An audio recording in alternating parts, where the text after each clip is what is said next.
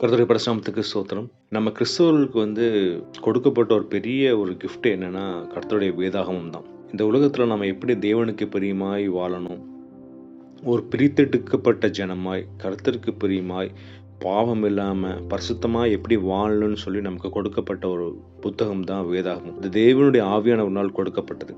ஆனா, அந்த வேதாகமத்த நம்ம எப்படி பார்க்குறோம்? ஃபார் எக்ஸாம்பிள் இப்போ உங்க அப்பா உங்களுக்கு ஒரு சொத்து எழுதி குடுத்துருக்காருன்னு வச்சுக்கங்களேன். அந்த சொத்த உங்களுக்கு உயிலா எழுதி குடுத்துருக்காரு.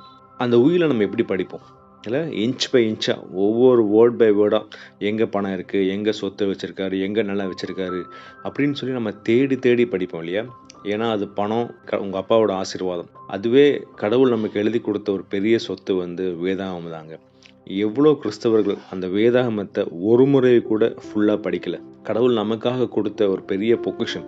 அந்த வேதாகமத்தை ஆதியாகமத்திலிருந்து வெளிப்படுத்தல் வரைக்கும் படிக்காத நிறைய கிறிஸ்தவர்கள் இருக்காங்க. ஒரு தடவை கூட படிக்கல. அதனால தான் என்ன ஆகுதுன்னா, நம்ம இருதயம் கடினப்பட்டுருச்சு.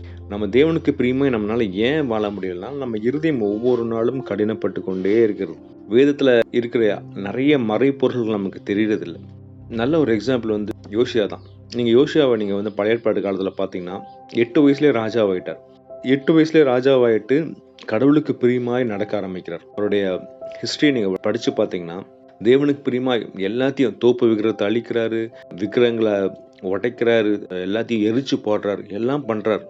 கடைசியாக அவர் கையில் என்ன ஆகுதுன்னா, அந்த ஆலயத்தை சுத்தப்படுத்தும் போது அவருக்கு வேதாகமம் கிடைக்குது. அதை எடுத்து படிச்சோன்னே அவருக்கு மனசு உடஞ்சி போச்சு. நாங்கள் இவ்வளோ கேவலமாக இருந்திருக்கிறோமா? இவ்வளோ நாள் தேவனுக்கு பிரியமாய் இவ்வளோ கொடுமையான காரியங்கள் செஞ்சுருக்கிறோமா? எங்கள் தகப்பன்மார்கள்லாம் தேவனை விட்டு இவ்வளோ அதிகமாக விலகி போயிருக்கிறாங்களான்னு சொல்லி அவருக்குள்ளே தாங்க முடியல. உடனே என்ன பண்ணுறாருன்னா, தன்னுடைய சட்டையை கிழிச்சிட்டு அவர் அழ ஆரம்பிக்கல. அந்த வருஷத்தை உங்களுக்கு நான் வாசிக்கிறேன். 2 நாளாகமும் 34:19.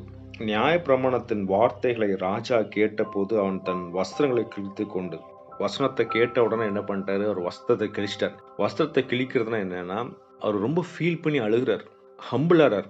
தேவனை விட்டு இவ்வளோ தூரம் வெளியே வந்துட்டோமே, கடவுள் வைக்க வேண்டிய இடத்துல விக்கிரகங்களையும் சுத்தி இருக்கிற மக்களுடைய தேவர்கள் நம்ம வணங்கிட்டு இருக்கமேன்னு சொல்லி அவ்வளோ மனஸ்தாபப்படுறார்.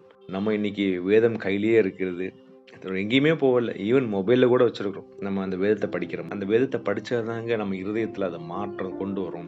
நம்ம படிக்காமல் அந்த புத்தகம் நீங்கள் பாருங்களேன், பைபிள் சர்ச்சுக்கு சண்டே வெறும் கையில் எப்படி மொபைல் கொண்டு போகிறோமோ அந்த மாதிரி அந்த வேதாகமத்தை கொண்டு போகிறோம். திறந்து கூட படிக்கிறது இல்லை. இப்போ இருக்க சர்ச்சஸ்லாம் வசனங்களை கூட தேட